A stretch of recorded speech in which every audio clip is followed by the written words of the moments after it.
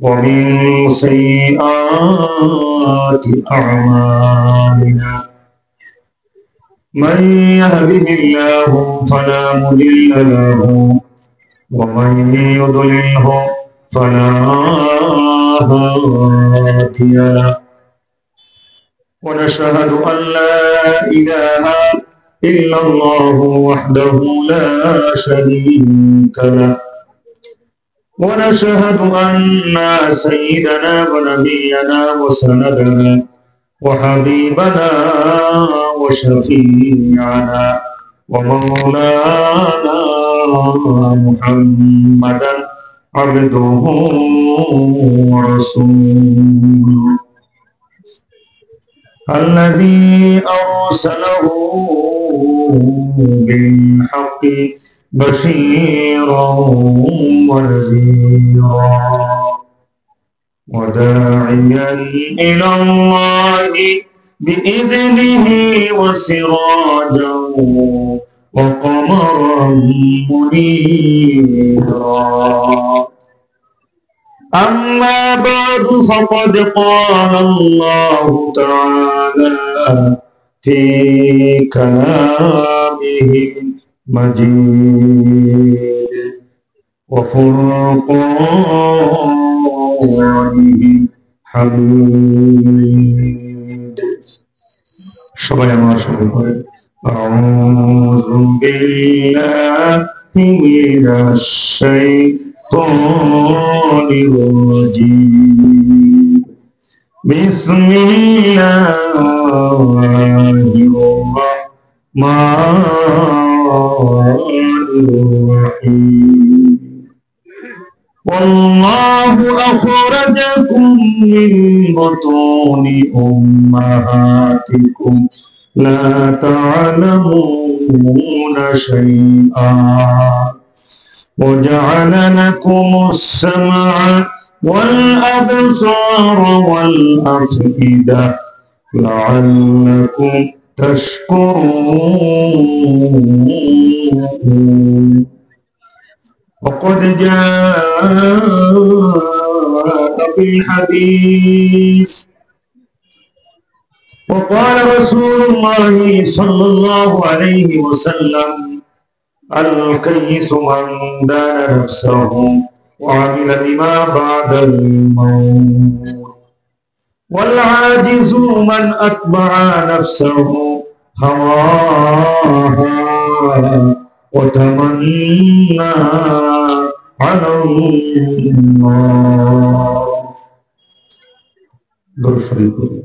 اللهم صل على محمد وعلى آل محمد كما صليت على إبراهيم وعلى آل إبراهيم إنك حميد مجيد اللهم بارك على محمد وعلى آل محمد كما باركت على إبراهيم وعلى آل إبراهيم إنك حميد مجيد उतर कर दरे से सोए कौम आया और नुस्खे कीमिया सतलाया अल्लाहुम्मा सल्लि अला मुहम्मद وعلى آل محمد كما صليت على إبراهيم وعلى آل إبراهيم إنك حميد مجيد اللهم بارك على محمد وعلى آل محمد كما باركت على إبراهيم وعلى آل إبراهيم إنك হামিদুম মাজিদ। অধ্যকারে তাফসীরুল কোরআন মাহফিলের সম্মানিত সভাপতি, রুমখাপ আলম ইসলামিয়া আলিম মাদ্রাসার মোহতারাম অধ্যক্ষ মাওলানা মুহিবুল্লাহ দামাত বারাকাতুহুল আলিয়া, উত্তর পুকুরিয়া সরকারি প্রাথমিক বিদ্যালয়ের প্রধান শিক্ষক মাওলানা হেলাল উদ্দিন হাফিজাহুল্লাহ, উপস্থিত অধ্যকারী তাফসীরুল কোরআন মাহফিলের সম্মানিত প্রধান অতিথি, 4 নং রাজাপালং ইউনিয়ন পরিষদের জনতার চেয়ারম্যান মোহতারাম জনাব সাদমান জামি চৌধুরী, উপস্থিত সম্মানিত বিশেষ অতিথিবৃন্দ, সম্মানিত উলামায়ে কেরামগণ, ইসলাম প্রিয় তাওহীদি জনতা, মুসলমান ভাইরা, পর্দার আড়ালে আমার মা ও বোনেরা, মহান আল্লাহ পাকের শাহী দরবারে অসংখ্য অগণিত কালিমাতুশ শুকর আদায় করছি যে আল্লাহ তাবারক ওয়া তাআলা এই কক্সবাজার উখিয়া উপজেলার ঐতিহ্যবাহী সংগঠন উত্তর পুকুরিয়া ইসলামী যুব কল্যাণ সংসদের উদ্যোগে আয়োজিত 2 দিন ব্যাপী ঐতিহাসিক সিরাতুন নবী সাল্লাল্লাহু আলাইহি ওয়াসাল্লাম মাহফিলের আজকে প্রথম দিনে উত্তর পুকুরিয়া সিরাত ময়দানে যে আল্লাহ তাবারক ওয়া তাআলা আমাদের সবাইকে আসার এবং বসার, পবিত্র কুরআন এবং সুন্নাহর আলোকে কিছু কথাবার্তা বলার জন্য, শোনার জন্য, বোঝার জন্য সুবর্ণ সুযোগ করে দিয়েছেন। আমরা সেই মহান আল্লাহ তাবারক ওয়া তাআলার শাহী দরবারে কালিমাতুশ শুকর আদায় করছি, মুহাব্বতের কণ্ঠে চিৎকার মেরে আমরা সবাই করি আলহামদুলিল্লাহ। সেই সাথে আরো শুকরিয়া আদায় করি সর্বকালের, সর্বযুগের সর্বশ্রেষ্ঠ মহান আখিরি জামানার পয়গম্বর বিশ্বনবী মুহাম্মদুর রাসূলুল্লাহ সাল্লাল্লাহু আলাইহি ওয়াসাল্লাম। আল্লাহ রাব্বুল আলামিন আমাদেরকে শ্রেষ্ঠ নবীর শ্রেষ্ঠ উম্মত বানিয়ে সৃষ্টির মধ্যে শ্রেষ্ঠত্ব দান করেছেন। এজন্য আমরা আবারও শুকরিয়া আদায় করি, আমরা সবাই করি আলহামদুলিল্লাহ। সম্মানিত ভাইরা, আজকে আমি কুরআনুল কারীমের সূরা নহল থেকে 78 নম্বর আয়াত তিলাওয়াত করেছি। যে আয়াতকে সামনে রেখে ইনশাআল্লাহ আমি চেষ্টা করব কিছু কথা বলার। আল্লাহ রাব্বুল আলামিন যে আমাদেরকে বলার জন্য, শোনার জন্য, বোঝার জন্য, আমল করার জন্য তৌফিক দান করেন, আমরা সবাই বলি আল্লাহুম্মা আমিন। আসুন যে আয়াতকে সামনে রেখে কিছু কথা বলার চেষ্টা করব ইনশাআল্লাহ। আসুন আমরা সেই আয়াতে কারিমা আবার একটু তিলাওয়াত করি। আউযু বিল্লাহি মিনাশ শাইতানির রাজীম। বিসমিল্লাহির রাহমানির রাহিম। ওয়াল্লাহু আখরাজাকুম মিন বুতুনি উম্মাহাতিকুম لا تعلمون شيئا وجعل لكم السمع والأبصار والأفئدة لعلكم تشكرون।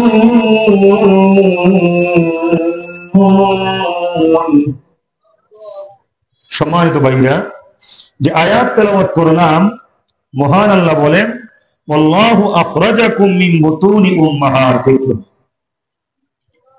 তোমাদেরকে আমি আল্লাহ রাব্বুল আলামিন তোমাদের মাতৃগর্ভ থেকে বের করেছি।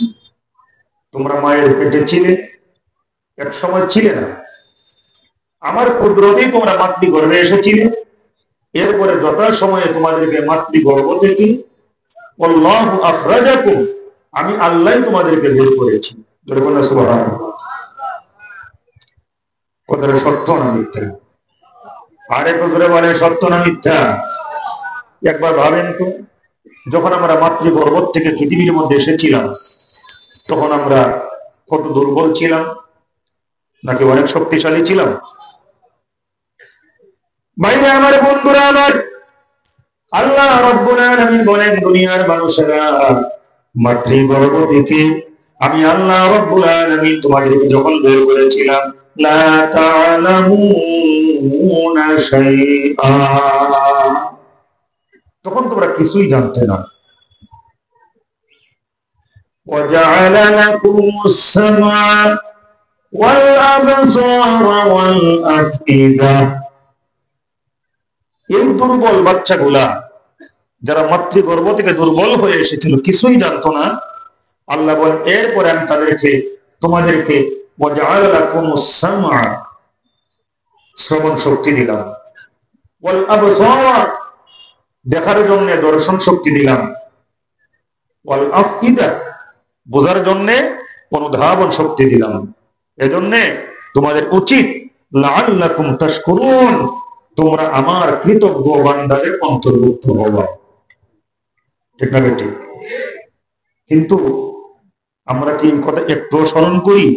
যখনই গায়ের মধ্যে শক্তি এসে যায় অনেকে স্বৈরাচারে পরিণত হয়। ধরে বলে ঠিক না বেটি? যে আল্লাহ রাব্বুল আলামিন তার কুদরতি শক্তি দিয়ে তাকে বানিয়েছিল, সৃষ্টি করেছিল, মাতৃগর্ভে স্থান দিয়েছিল। মাতৃগর্ভে সম্মানিত ভাইরা কোনো দরজা নাই, জানালা নাই, আছে নাকি?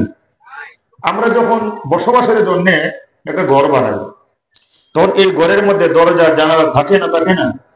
কারণ আমরা বদ্ধ ঘরে থাকতে পারি না, আলো বাতাস দরকার আছে। কিন্তু মাতৃগর্ভে আমরা যখন ছিলাম তখন কি কোনো দরজা জানালা ছিল? তাহলে ওই জায়গাতে কার কুদরতে আমরা ছিলাম? আরে কুদরতে বলেন কার? ভাইরা আমার, বন্ধুরা আমার, যে আল্লাহ রাব্বুল আলামিনের কুদরতি শক্তিতে মাতৃগর্ভের মধ্যে আমরা সুন্দরভাবে ছিলাম, আমরা ক্ষতিগ্রস্ত হই নাই, সমস্যার সম্মুখীন হই নাই। দুঃখের বিষয়, পৃথিবীর মধ্যে আসার পরে সেই আল্লাহ রাব্বুল আলামিনকে আমরা ভুলে যাই। ওই দিকে লক্ষ্য রেখে আল্লাহ রাব্বুল আলামিন কত সুন্দর করে বলেন, ওয়ালাকাদ যারআনা লিজাহান্নামা কাসীরাম মিনাল জিন্নি ওয়াল ইনস লাহুম কুলুবুন লা ইয়াফকাহুনা বিহা ওয়া লাহুম আ'য়ুনুন লা ইউবসিরুনা বিহা وَلَهُمْ آذَانٌ لَا يَسْمَعُونَ بِهَا أُولَئِكَ كَالْأَنْعَامِ بَلْ هُمْ أَضَلُّ أُولَئِكَ هُمُ الْغَافِلُونَ। ভাইরা আমার, বন্ধুরা আমার, আল্লাহ রাব্বুল আলামিন বলেন, ওয়ালাকাদ যারআনা লিজাহান্নামা কাসীরাম মিনাল জিন্নি ওয়াল ইনস, মানুষ এবং জিন জাতি থেকে অধিকাংশরাই জাহান্নামের মধ্যে যাবে। যারা বলেন নাউযুবিল্লাহ। আল্লাহ বলতেছেন মানুষ এবং জিন এই দুইটা জাতির থেকেই অধিকাংশই জাহান্নামে যাবে। এই কথা শুনে আপনারা খুশি না বেজার? আমরা কি জাহান্নামে যেতে চাই? ছেলে বলেন জাহান্নামে যেতে চাই? সাউন্ড বাড়াও। মানুষ এবং জিন থেকে অধিকাংশই জাহান্নামে যাবে। কারণ কি? আল্লাহ রাব্বুল আলামিন বলেন, লাহুম কুলুবুন লা ইয়াফকাহুনা বিহা, আমি তাদেরকে অন্তর দিয়েছিলাম বোঝার জন্য, কিন্তু তারা বুঝে না। কি বুঝে না? মানে আল্লাহকে বুঝে না, কুরআন বুঝে না, সুন্নাহ বুঝে না, ইসলাম বুঝে না, নবী রাসূল বুঝে না, ইকামতে দ্বীন বুঝে না, ইসলামী আন্দোলন বুঝে না, জিহাদ বুঝে না। বুঝে কি? শুধুমাত্র স্বৈরাচারের দালালি আর সেন্সারি। ধরে বলে ঠিক না বেঠে? সম্মানিত ভাইরা, আওয়াজ করে বলুন, আমরা কি এই পৃথিবীর মধ্যে কোন স্বৈরাচারের দালালি সেন্সারি করবার জন্য আমরা কি পৃথিবীতে এসেছি? এজন্য কি আল্লাহ আমাদের পাঠিয়েছেন? একবার ভাবেন না, যিনি আমাদেরকে সৃষ্টি করেছেন, আমরা অক্ষম ছিলাম, দুর্বল ছিলাম, আমরা তো সেই আল্লাহর কাছে সর্বক্ষণ কৃতজ্ঞতার্থে সিজদায় মাথা অবনত করে রাখা উচিত। সর্বক্ষণ সিজদা দেওয়া তো দূরের কথা, আল্লাহ রাব্বুল আলামিন দৈনিক যে 5 বার আমাদের উপরে সালাত ফরজ করেছেন, এতই হতভাগা আমরা দৈনিক 5 বার তো দূরের কথা, অনেকেই একবারও নামাজের ধারে কাছেও যাই না। তো আল্লাহ বলেন মানুষ এবং জিন অধিকাংশই জাহান্নামে কেন যাবে? কারণ লাহুম কুলুবুন লা ইয়াফকাহুনা বিহা, আমি তাদেরকে অন্তর দিয়েছিলাম বোঝার জন্য, অথচ তারা বোঝে না। ওয়ালাহুম আ'য়ুনুন লা ইউবসিরুনা বিহা, আল্লাহ রাব্বুল আলামিন বলেন আমি তাদেরকে চক্ষু দিয়েছিলাম দেখার জন্য, অথচ তারা দেখে না। কি দেখে না? মানে আল্লাহ পাক যা দেখতে বলেছেন সেগুলো দেখে। কি দেখে? যা আল্লাহ রাব্বুল আলামিন হারাম করেছেন। সম্মানিত ভাইরা, আওয়াজ করে বলে এই চোখ আমাদের কে দিয়েছেন? চোখ যদি আল্লাহ পাক আমাদেরকে দিয়ে থাকেন, তাহলে এই চোখ কি আমরা ব্যবহার করবো আল্লাহর হুকুমে নাকি আল্লাহর হুকুমের বাইরে? নিজের ইচ্ছা মতো না। ভাইরা আমার, আল্লাহ রাব্বুল আলামিন বলেন ওয়ালাহুম আযানুন লা ইয়াসমাউনা বিহা, আমি তাদেরকে কর্ণ দিয়েছিলাম শোনার জন্য, আমি যা শুনতে বলেছি তারা তা শুনে না। আল্লাহ রাব্বুল আলামিন বলে যারা ঠিক মতো অন্তরকে কাজে লাগায় না, চক্ষুকে কাজে লাগায় না, কর্ণকে কাজে লাগায় না, আমি নুরুজ্জামান নোমানি বলি না, আমার আল্লাহ রাব্বুল আলামিন বলেন উলাইকা কাল আনআমি বাল হুম আদাল, উলাইকা কাল আনআম, ওরা মানুষ না, ওরা যদি মানুষ হইতো তাহলে অবশ্যই তারা আমার বিধান মেনে চলতো। আল্লাহ বলেন ওরা চতুষ্পর্যন্ত, শুধু তাই নয় বাল হুম আদাল, এর চাইতেও নিকৃষ্ট। যারা কোন নাউযুবিল্লাহ। আচ্ছা বলেন তো চতুষ্পর্যন্ত কোনগুলো? কুকুর, এটা কি চতুষ্পদ না? হ্যাঁ, শুকর। সম্মানিত ভাইরা, এখন মানুষ হচ্ছে আল্লাহ রাব্বুল আলামিনের সৃষ্টি জগতের মধ্যে সবচাইতে শ্রেষ্ঠ সৃষ্টি। বোঝার চেষ্টা করবেন, আশরাফুল মাখলুকাত, সৃষ্টির মধ্যে শ্রেষ্ঠত্ব আল্লাহ দান করেছেন কাদেরকে? মানুষকে নাকি শিয়াল কুকুরকে? আর একটু জোরে বলেন কাদেরকে? মানুষকে। আমি নুরুজ্জামান নোমানি বলি না, আল্লাহ রাব্বুল আলামিন বলেন ওয়ালাকাদ কারামনা বানি আদম, আল্লাহ রাব্বুল আলামিন বলেন দুনিয়ার মানুষেরা আমি বনি আদমকে শ্রেষ্ঠত্ব দান করেছি। আদম ছিলেন তো আদম, হযরত আদম আলাইহিস সালাম। বনি আদম মানে আদম আলাইহিস সালামের সন্তান যারা, তাদেরকে বলা হয় বনি আদম। আমরা কার সন্তান? আমাদের আদি পিতার নাম কি নাম? আর একটু জোরে বলেন কি নাম? আদম আলাইহিস সালাম।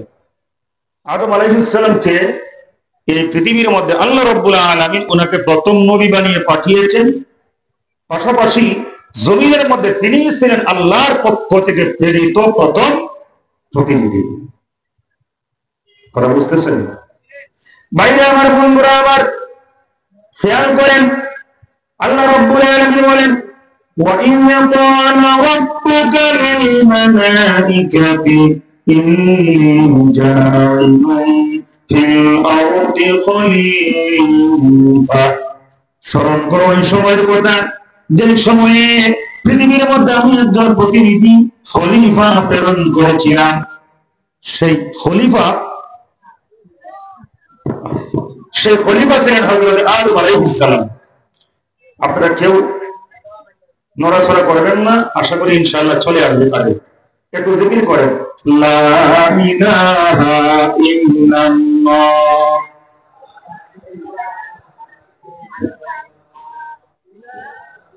কারণ গেছে নাকি? দেখি প্রতিদিন এরকম হয়, শীতের দিনেও জোরে জোরে লা ইলাহা ইল্লাল্লাহ।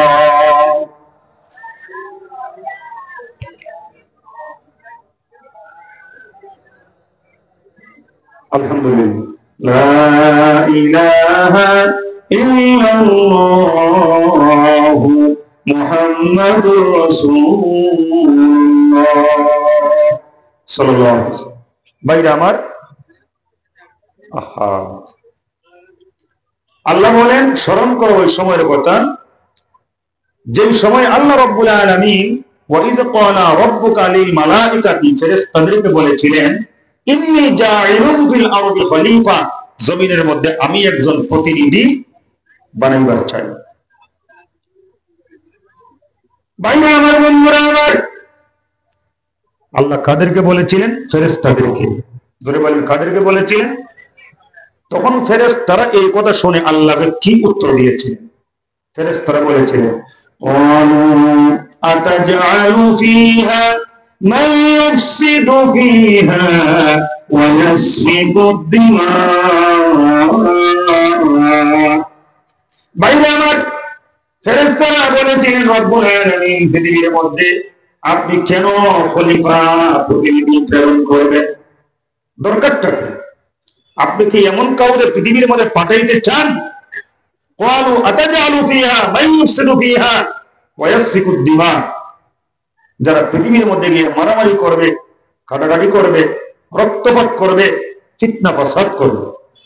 সম্মানিত ভাইরা, আচ্ছা বলেন তো, ফেরেশতারা যেই কথা আল্লাহকে বলেছিলেন সেই কথা কি সত্য হয়েছে না মিথ্যা হয়েছে? আজকে পৃথিবীতে মারামারি, কাটাকাটি, ফিতনা ফাসাদ, রক্তপাত এগুলো আছে না নাই? তাইলে ভবিষ্যতে যা হবে সেইটাই আল্লাহ রাব্বুল আলামিনকে ফেরেশতারা বলেছিলেন আপনি কি এমন কোন জাতি পৃথিবীর মধ্যে বানাইবার চান যারা পৃথিবীর মধ্যে গিয়ে মারামারি করবে, কাটাকাটি করবে? দরকারটা কি? এখন প্রশ্ন হচ্ছে তাইলে কি ফেরেশতারা গায়েব জানেন? ফেরেশতাদের কথা তো মিলে গেছে, মিলল কিভাবে? তারা কি গায়েব জানে? আপনারা কি বলেন, ফেরেশতারা কি গায়েব জানেন? সবাই বলেন ফেরেশতারা গায়েব জানে না। এই পৃথিবীর মধ্যে আল্লাহ ছাড়া আর কেউ কি গায়েবের খবর জানে? জানে না। এটা কোরআনের কথা। ভাইরা আমার, আল্লাহ রাব্বুল আলামিন বলেন ওয়া ইনদাহু মাফাতিহুল গায়বি লা ইয়ালামুহা ইল্লা হু। আল্লাহ রাব্বুল আলামিন বলেন দুনিয়ার মানুষেরা গায়েবের চাবিকাঠি হচ্ছে মহান আল্লাহ রাব্বুল আলামিনের হাতে। লা ইয়ালামুহা ইল্লা হু, আল্লাহ রাব্বুল আলামিন ছাড়া গায়েবের খবর আর কেউ জানে না। শুধু তাই নয়, আপনার নবী, আমার নবী, বিশ্ব নবী রাহমাতুল লিল আলামিনকে লক্ষ্য উদ্দেশ্য করে আল্লাহ রাব্বুল আলামিন বলেন কুল লা ইয়ালামু মান ফিস সামাওয়াতি ওয়াল আরদিল গায়বা ইল্লাল্লাহ। হে নবী, কুল, আপনি বলুন, লা ইয়ালামু মান ফিস সামাওয়াতি ওয়াল আরদ, আসমান এবং জমিনের মধ্যে কেউ জানে না, মান ফিস সামাওয়াতি ওয়াল আরদিল গায়বা, আসমান এবং জমিনের মধ্যে গায়েবের খবর কেউ জানে না। শুধুমাত্র কে জানেন? আল্লাহ। ইল্লাল্লাহ, আল্লাহ ছাড়া কেউ জানে না, শুধুমাত্র আল্লাহ জানেন। সম্মানিত ভাইরা, যেখানে আল্লাহ ছাড়া কেউ গায়েবের খবর জানে না সেখানে ফেরেশতারা বলতেছে আপনি কি পৃথিবীর মধ্যে এমন কোন জাতি বানাইবার চান? মানে যখন আল্লাহ পাক আদম আলাইহিস সালামকে পৃথিবীর মধ্যে খলিফা মানে প্রতিনিধি বানায়া প্রেরণ করবেন এই পরামর্শ করতেছিলেন, তখন ফেরেশতারা বলেছিলেন যে এমন কোন জাতি কি বানাইবার চান যারা পৃথিবীর মধ্যে গিয়ে মারামারি করবে, কাটাকাটি করবে। এখন প্রশ্ন হচ্ছে ফেরেশতাদের কথা তো সত্য হয়ে গেছে, তারা জানলো কেন? একটা এক্সাম্পল দিলে সহজেই বুঝবেন। একটা গ্রামের মধ্যে লোকজন বসবাস করে, আমরা বসবাস করি। আমরা কি মানুষ নাকি অন্য কিছু? জোরে বলে আমরা কি মানুষ? সুর বাটফার বসবাস করে, সুর বাটফার কি মানুষ নাকি অন্য কিছু? পুলিশ বসবাস করে, পুলিশ কি মানুষ না অন্য কিছু? একটা গ্রামের মধ্যে সংবাদ আসলো পুলিশ আসতেছে, পুলিশ আসতেছে। এই সংবাদ শোনার সাথে সাথে এলাকার মধ্যে যতগুলো সুর বাটফার ছিল সব দৌড়াইতেছে। লোকেরা জিজ্ঞেস করে তোমরা দৌড়াও কেন? ও কেন আপনারা শোনেন নাই ওই যে পুলিশ আসতেছে? তারা জিজ্ঞেস করে পুলিশ আসতেছে, তাহলে তোমাদের কি সমস্যা, এজন্য তোমরা দৌড়াইবা কেন? তারা বলে আপনারা না জানলেও আমরা খুব ভালো করে জানি পুলিশের কাজটা কি। পুলিশের কাজ কি? জি, সুরবাটফারকে ধরা, অপরাধীকে ধরা। যদিও আমাদের দেশের মধ্যে বড় দুর্ভাগ্যের বিষয়, আফসোসের বিষয়, বিগত 16-17 বছর মানে এই 2024 সালের 5ই আগস্টের আগ পর্যন্ত ফ্যাসিস্ট হাসিনার আমলে যারা পুলিশ ছিল তারাও মানুষের বন্ধু ছিল না, তারা ছিল পুলিশ লিগ। যেটা বলে ঠিক না ঠিক? দোয়া করি আমাদের পুলিশ ভাইয়েরা অতীতে যতগুলো অসুন্দর কাজকর্ম করেছে ফ্যাসিস্টের ইশারায় এখন যেন সুন্দর সুন্দর কার্যক্রমের মাধ্যমে তারা কাজা কাফারা সব যেন আমরা করি। কি বলেন আপনারা? সবাই বলেন আল্লাহুম্মা আমিন। বিগত 16-17 বছর আমরা দেখেছি পুলিশ নির্যাতন করছে কাদেরকে? ভালো মানুষদেরকে। বিশেষ করে এই দেশের মধ্যে জামাত, শিবির, বিএনপি তাদেরকে থাকতেই দিবে না। কথা বলেন না কেন? এটা ছিল হাসিনার ইশারা, তাদেরকে শেষ করে দাও। আলহামদুলিল্লাহ। আওয়াজ করে বলেন ক্ষমতা কার হাতে? বলে ক্ষমতা কার হাতে? আজকে এই দেশের মধ্যে জামাত শিবিরও আছে, বিএনপিও আছে, নাইকে হাসিনা, নাইকে হাসিনার দোসররা থাকলেও ওই যে শহীদ আল্লামা দিলওয়ার হোসেন সাঈদী রাহিমাহুল্লাহ কত বছর আগে উনি বলেছিলেন এমন একটা সময় আসবে দিল্লি যাবে ঠিকই দিল্লি গেছে। তিনি বলেছিলেন এমন একটা সময় আসবে পালানোর জন্য ইঁদুরের গর্ত খুঁজে পাবে না। আজ তারা ইঁদুরের গর্ত খুঁজে পায় না। যাই হোক, যেই কথা বলতেছিলাম, লোকেরা বলে যে আমাদের গ্রামের মধ্যে পুলিশ আসতেছে, তো আমরা জানি পুলিশের কাজটা কি। পুলিশ তো অপরাধীকে ধরবে, আমাদেরকেই ধরবে, এই জন্য আমরা পালাইতেছি। আচ্ছা, যদি তাদেরকে পুলিশ আসতেছে এই কথা না বলে বলা হতো মানুষ আসতেছে, তাইলে কি সুরবাটফার বলে পালাইতো? তারা বুঝতে পারত না। সম্মানিত ভাইরা, আল্লাহ রাব্বুল আলামিন বলছেন ইন্নী জাইলুন ফিল আরদি খলিফা, আমি পৃথিবীর মধ্যে প্রতিনিধি বানাইবার চাই। আল্লাহ যদি বলতেন পৃথিবীর মধ্যে আমি মানুষ বানাইবার চাই, ফেরেশতারা হয়তো বা এই কথা বলতেন না যে আপনি কি এমন কোন জাতি বানাইবার চান যারা পৃথিবীর মধ্যে গিয়ে মারামারি করবে, কাটাকাটি করবে। যদি মানুষ বানাইবার চাই এই কথা বলতেন, ফেরেশতারা হয়তো বা এই প্রতি উত্তর করত না। যখন বলছে যে আমি পৃথিবীর মধ্যে খলিফা, প্রতিনিধি বানাইবার চাই, তখন ফেরেশতারা এই উত্তর দিল কেন? কারণ অতীতে এই দায়িত্ব দিয়ে জিন জাতিকে আল্লাহ রাব্বুল আলামিন জমিনের মধ্যে পাঠিয়েছিলেন, তারা এই অপকর্মগুলাই করেছিল। এটা ছিল তাদের অভিজ্ঞতার কথা, গায়েবের কথা না। কথায় কথা বলতে হয়। আমাদের দেশের মধ্যে এক শ্রেণীর ভাইরা আছে যারা মাজারপন্থী, তারা রসুল গায়েব জানে, এই কথা বলে। বলে না? বলে না? জোরে বলেন, বলে না? বলে না? আসলে কোরআন, আমি কারো সমালোচনা করছি না, সম্মানিত ভাইরা, কোরআন বলতেছে গায়েব জানে শুধুমাত্র আল্লাহ। আল্লাহ যদি কাউরে কিছু জানায় তখন সেটা বলতে পারে, আর আল্লাহ না জানাইলে বলতে পারে না। একটু জিকির করেন লা ইলাহা ইল্লাল্লাহ। জোরে জোরে লা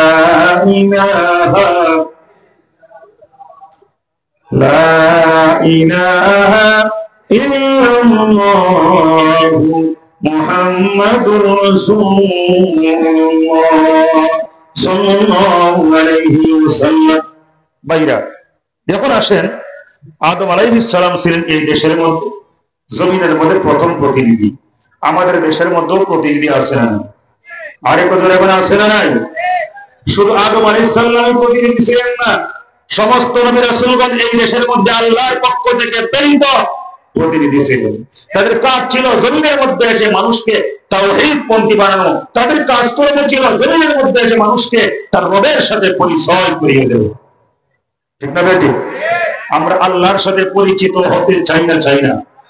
আর একটু জোরে বলেন, চাই না? চাই না? কেন চাই?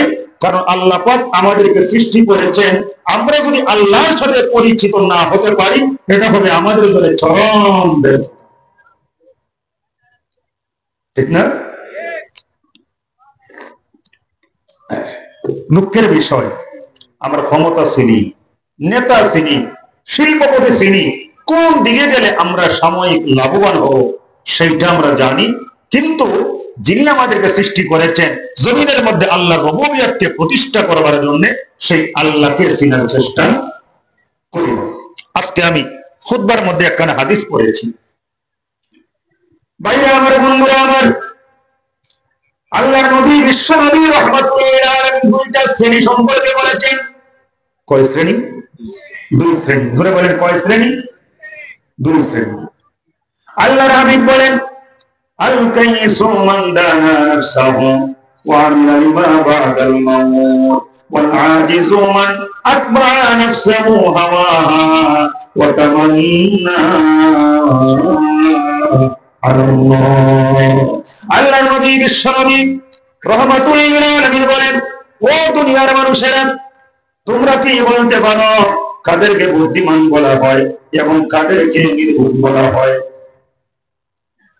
বুদ্ধিমান এবং বোকা, এই দুইটা শ্রেণীর পরিচয় দিচ্ছেন মুহাম্মদুর রাসূলুল্লাহ সাল্লাল্লাহু আলাইহি ওয়াসাল্লাম। এখন আমি আপনাদের কাছে প্রশ্ন করতে চাই, আপনারা বলেন তো, আমি যদি জানবার চাই, ভাইরা আপনারা কি বুদ্ধিমান হতে চান নাকি নির্বুদ্ধ হতে চান? আপনারা কোনটা চান? বুদ্ধিমান না বোকা? কে কে বোকা হতে চান হাত তোলেন তো দেখি। আলহামদুলিল্লাহ, হাত একটাও উঠে নাই। তার মানে আমরা এই কামে কেউ রাজি না, বোকা হবো না।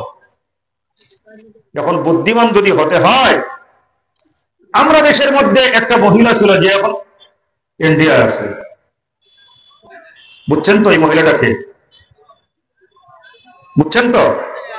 কি নাম? না না না না, এটা পরে। এটা তো হচ্ছে বড় শয়তান। হাসিনা তো হলো বড় শয়তান। শয়তান যাকে কোথাও পেয়ে গেলে টেনশন মুক্ত, তাকে আমার দরকার নেই। কথা বুঝেন নাই? হাসিনার মতো মহিলারা যেখানে আছে সেখানে শয়তানের দরকার নেই। শয়তান তার কাছে মুরিদ হয়। ভারতে একটা মহিলা আছে, তসলিমা নাসরিন, আছে না? সেও তো নিজেকে বুদ্ধিজীবী দাবি করে। আমি জাস্ট উদাহরণস্বরূপ বলতেছি, আপনারা যে বলছেন বোকা হতে চান না, আপনারা বুদ্ধিমান হতে চান। আমাদের দেশের মধ্যে সব ঘোষিত অনেক বুদ্ধিজীবী আছে, নিজের বুদ্ধিমান মনে করে, কিন্তু আসলে ওরা বুদ্ধিমান না, ওরা শয়তানের দূষর।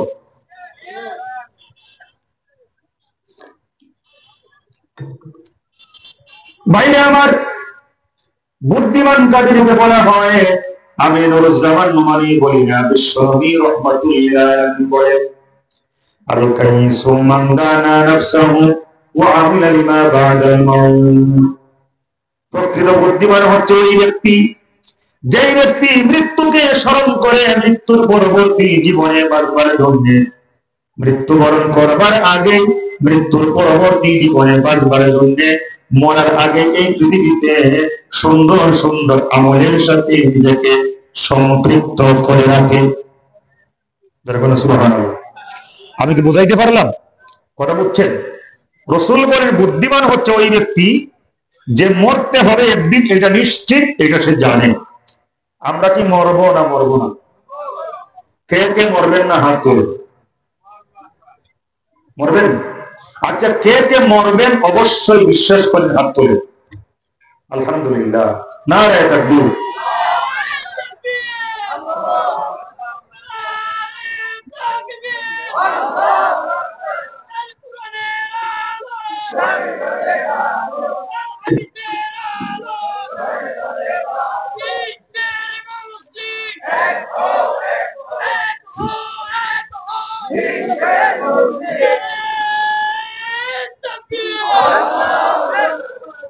বাইরে আমার, বন্ধুরা আমার, যেহেতু বিশ্বাস করি আমরা সবাই মরব, আমার একটা কবিতা স্মরণ হয়ে গেছে।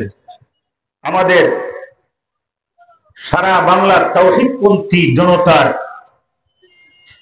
আত্মা কন্তকে শহীদ আল্লামা সাঈদী রাহমাহুল্লাহ। আমি কি ভুল বললাম, বাড়িয়ে বললাম? শুধু আত্মা না, এই দেশের তাওহীদপন্থী জনতা তার আত্মার চাইতেও আল্লামা সাঈদীকে আরো বেশি মনে করে।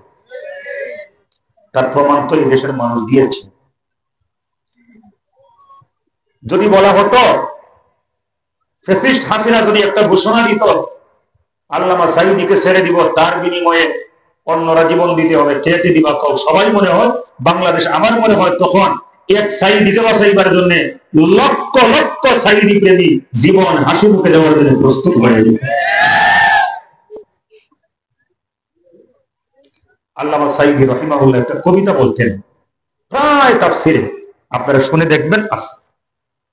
মরণ থেকে যতই পালাও মরণ তোমায় লইবে গিরি, যদিও সুদূর আকাশ পথে লোকাও সেটাই লাগিয়ে শিরি।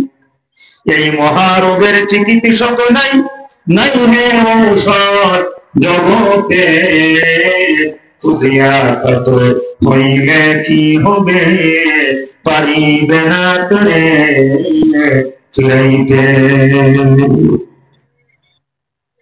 আপনারা কি আল্লামা সাঈদীর ক্যাসেটে এই কবিতা শুনেন নাই? মরণ থেকে কেউ বাঁচতে পারবে না। এখন আসেন, আমার আল্লাহ কি বলছেন এই মরণ সম্পর্কে? কষ্ট হয়েছে আপনাদের? আমি একটু ধারাবাহিকভাবে কোরআন সুন্নাহর আলোকে যে সাবজেক্টটা আমি সিদ্ধান্ত নিয়েছি বলার চেষ্টা করতেছি। আল্লাহ রাব্বুল আলামিন বলেন, ইযা জাআ আজালুহুম লা ইস্তাখিরুনা সাআতান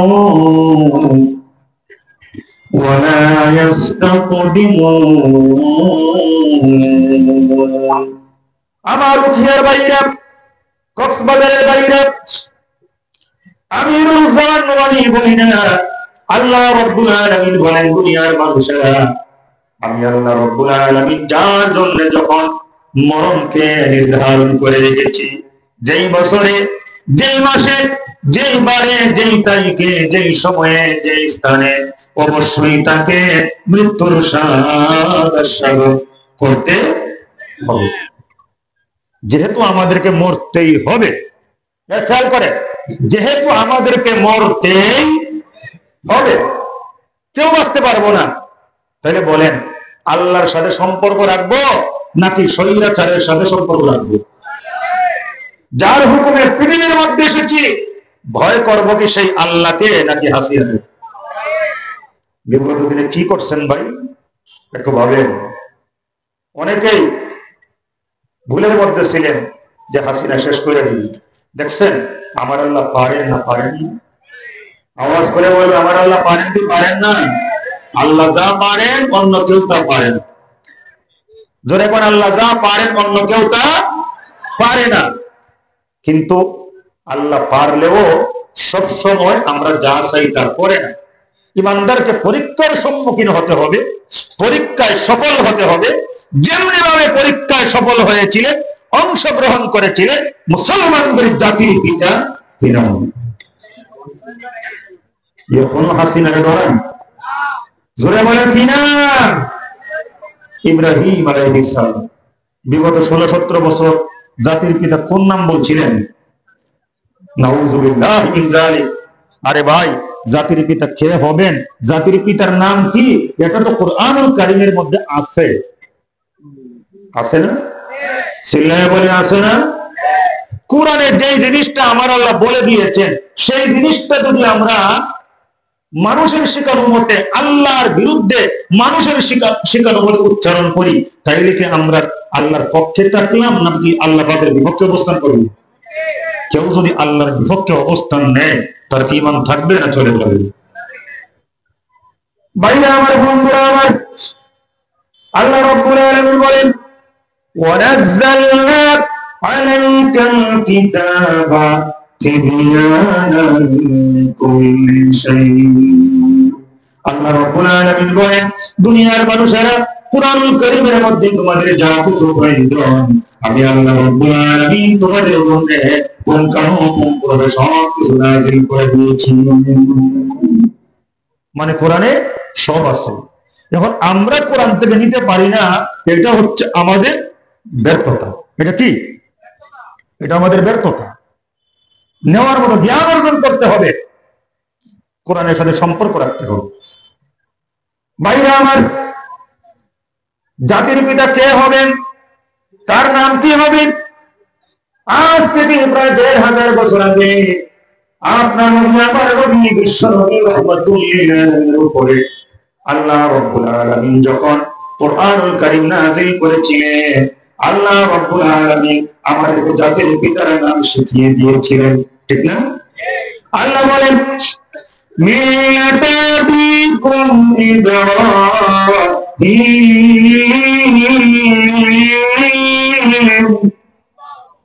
হুয়া সাম্মাকুমুল মুসলিমিন।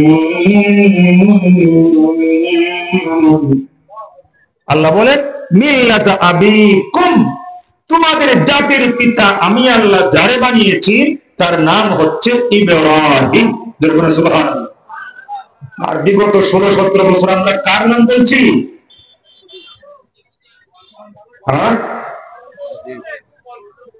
নাম বলার দরকার নাই, বুঝছেন তো? এই স্বৈরাচারিণী আমাদেরকে কোরআনের বিরুদ্ধে এর বাপের নাম জপাইছে। আল্লাহর বিরুদ্ধে কেউ কোনো কথা বললে তাকে রাষ্ট্রীয় মর্যাদা দিয়েছে। নবীর বিরুদ্ধে কেউ যদি কথা বলেছে, এই হাসিনা এবং তার দোসররা তাকে রাষ্ট্রীয় মর্যাদা দিয়েছে। কিন্তু এর বিরুদ্ধে, এর দলের বিরুদ্ধে, এর বাপের বিরুদ্ধে ডাইরেক্ট নয়, প্রত্যক্ষ নয়, পরোক্ষ ভাবেও ইঙ্গিতমূলক কেউ যদি কিছু বলেছে তাকে আয়না বেড়ে ঢুকাইয়া লাস্টে ফাঁসিও দিয়েছে।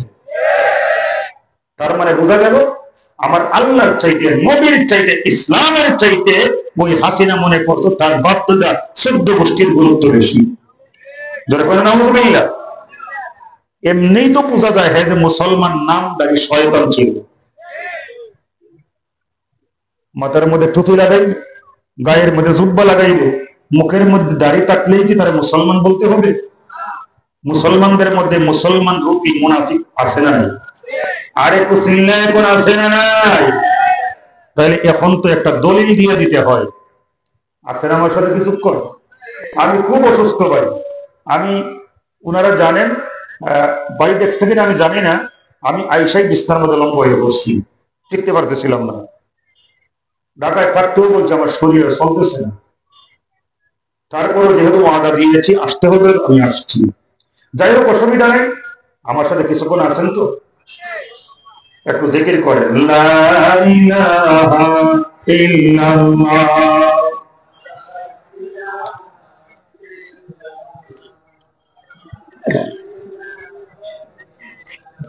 আরো করে, লা ইলাহা ইল্লাল্লাহ, লা ইলাহা ইল্লাল্লাহু মুহাম্মাদুর রাসূলুল্লাহ সাল্লাল্লাহু আলাইহি ওয়াসাল্লাম। শুনেন, কাফেরদের মধ্যে কোনো মুনাফিক নেই। কাফেরদের মধ্যে কোনো মুনাফিক আছে? কাফেরদের মধ্যে কোনো মুনাফিক নেই। মুনাফিক আছে যেই সম্প্রদায়ের মধ্যে, সেই সম্প্রদায়ের নাম হচ্ছে মুসলমান। বাইরে আমার বন্ধুরা আমার, এটা শুধু আজকে নয়, নবীর যুগের থেকেই। বিশ্ব নবী রাহমাতুল্লিল আলামিনের সময়ে নবীর সাথে মুনাফিকেরা অবস্থান করত। নবীর সাথে মুনাফিকেরা মসজিদের মধ্যে গিয়ে আমার নবীর সাথে নামাজও আদায় করত, ঠিক না বেটি? ভাইরা আমার, এই দৃশ্যটা আল্লাহ রাব্বুল আলামিন কুরআন কারীমের মধ্যে সূরা বাকারায় আয়াত নাযিল করে আমার নবীকে জানিয়ে দিয়েছেন, ওয়া ইযা লাকুল লাযীনা আমানু ক্বালু আমান্না ওয়া ইযা খালাউ ইলা শায়াতিনিহিম ক্বালু ইন্না মাআকুম। আল্লাহ রাব্বুল আলামিন বলেন, হে বিশ্বনবী রাহমাতুল লিল আলামিন, মুনাফিকরা যখন আপনার সাথে মিলিত হয়, এসে আপনাকে বলে ক্বালু আমান্না, তারা বলে আমরা ঈমান এনেছি। ওয়া ইযা খালাউ ইলা শায়াতিনিহিম, আবার যখন তারা শয়তানদের কাছে যায়, কাফেরদের কাছে যায়, কাফেরদের কাছে গিয়ে বলে ইন্না মাআকুম, আরে আমরা তো তোমাদের সাথে আছি। নবীর কাছে এসে বলতো নবীর সাথে আছে, মানে মুসলমানদের সাথে আছে, আবার কাফেরদের কাছে গিয়ে বলতো কাফেরদের সাথে আছে, মানে সব দিকেই আছে যারা, তাদেরকেই বলা হয় না। বলেন তাদের কি বলা হয়? এই জমানার মধ্যেও মুনাফিক আছে। হাসিনার আমলে অনেক লেবাস ছাড়া, আর কি বলবো, লেবাসদারীদের মধ্যে দেখতে বড় হুজুর, বড় পীর সাহেব, বড় আল্লাহওয়ালা, বড় সাহেব, বড় বুজুর্গ, এইগুলো হাসিনার দূষণ হয়ে মুনাফিকি করেছে ইমানদারদের সাথে। ধরে বলে ঠিক না ঠিক? কিছু কিছু শয়তান মৌলবী শুধু মুনাফিকি করেছে তাই নয়, এই ফ্যাসিস্ট হাসিনাকে জান্নাতি বলে সার্টিফিকেট দিয়েছে। আপনারা বলেন সত্য বললাম না মিথ্যা বললাম? এই শয়তান এখনো আছে। আমার আফসোস লাগে, কাফিলউদ্দিন সরকার সালেহী যে ইসলামী ফাউন্ডেশনের তখনকার সময় গভর্নর ছিল, আপনারা জানেন না, এই কাফিলউদ্দিন হাসিনাকে জান্নাতি বলে ঘোষণা দিয়েছিল।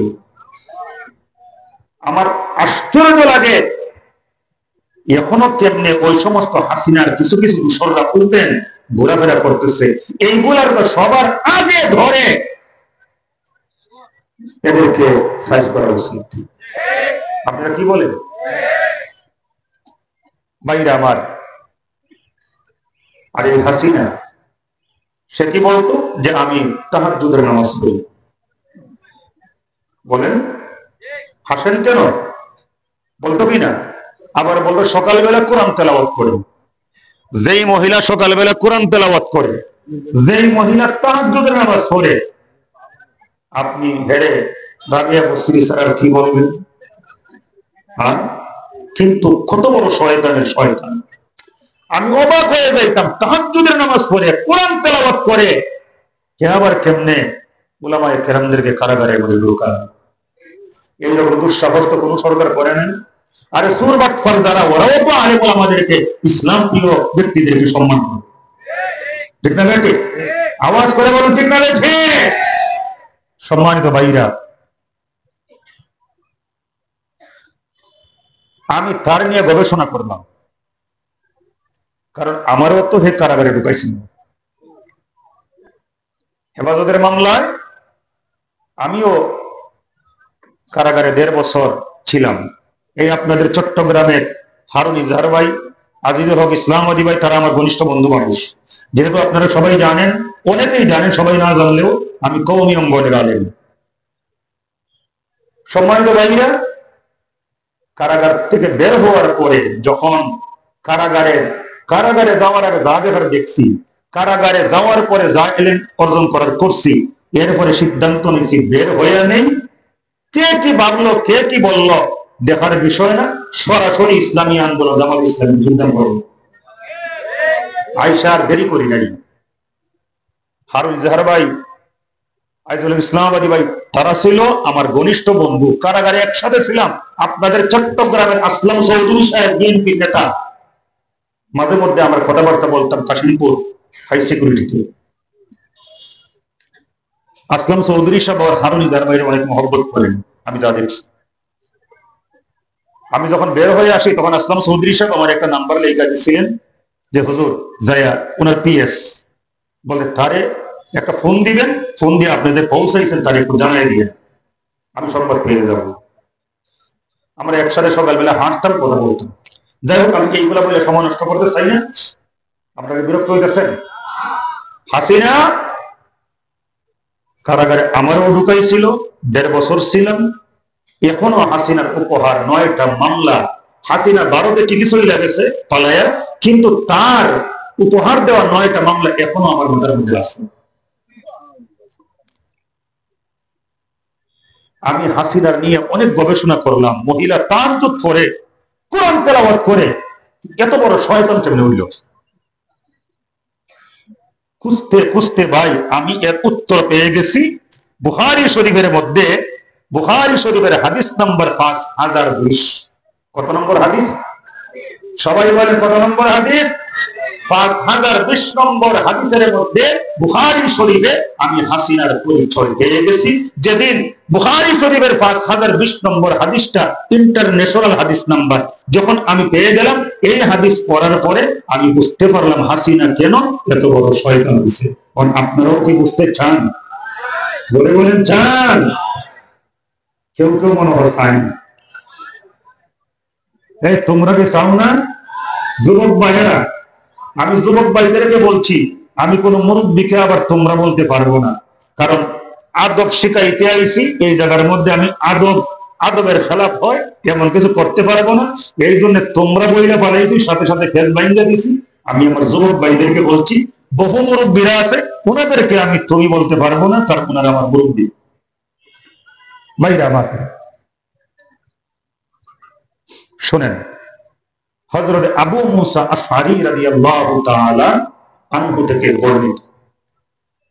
عن أبي موسى الأشعري رضي الله تعالى عنه قال قال رسول الله صلى الله عليه وسلم مثل المؤمن الذي يقرأ القرآن مثل الأدرجة ريحها طيب وطعمها طيب ومثل المؤمن الذي لا يقرأ القرآن كمثل التمرة لا ريح لها وطعمها حلو ومثل المنافق الذي يقرأ القرآن كمثل الريحانة ريحها طيب وطعمها مر ومثل المنافق الذي لا يقرأ القرآن كمثل الحنظلة ليس لها ريح وطعمها مر رواه البخاري.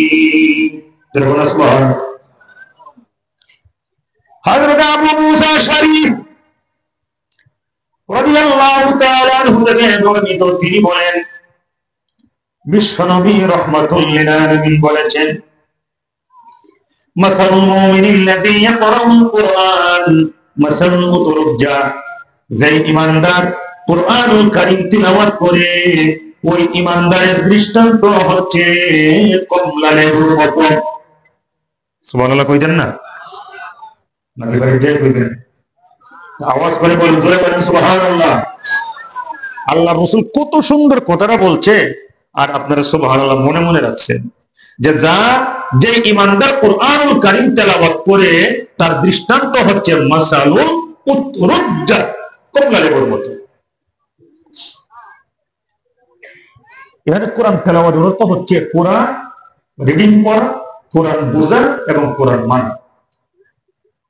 ভাইরা আমার, বন্ধুরা আমার, কেন যারা কুরআনুল কারীমের তিলাওয়াত করে বিশ্বনবী রাহমাতুল লিল আলামিন তাদেরকে কমলা লেবুর সাথে एग्जांपल দিয়েছেন।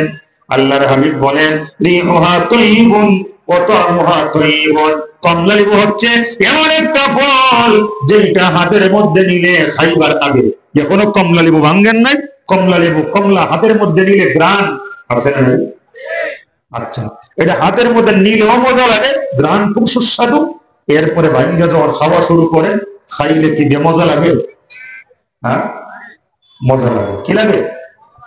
খাইবার আগে গ্রান নিলেও মজা, খাইলেও মজা।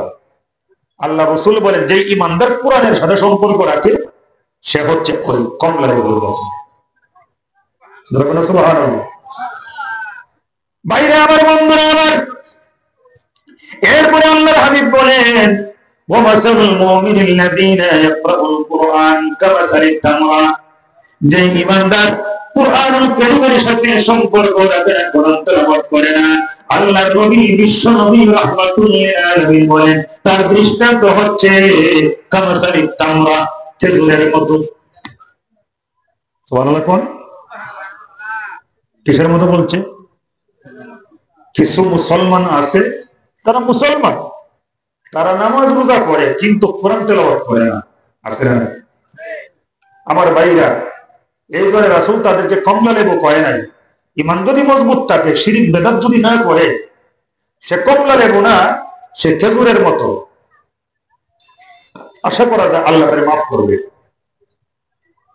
কিন্তু শিরিক বেদাত থেকে বেঁচে থাকতে হবে। কারণ আমরা দেশের মধ্যে এমন বহু মুসলমান আছে, তারা আল্লাহরে এত ভালোবাসে, নবীকে এত ভালোবাসে, ভালোবাসার বেশি দেখাইতে যায় শিরিক বেদাত করে ভালো আছে না নাই? ধরে বেড়া আছে না নাই? কি আর আমার খাওয়াই আনছে, এমনি অসুস্থ, আমি খাওয়ান দেখেই বলছিলাম না যে এই খাওয়ান দেখেই তোমার ঘুমে ধরতেছে, ফাইট করে আবার স্টেজ আনছে। আপনাদের কষ্ট হয় না তো?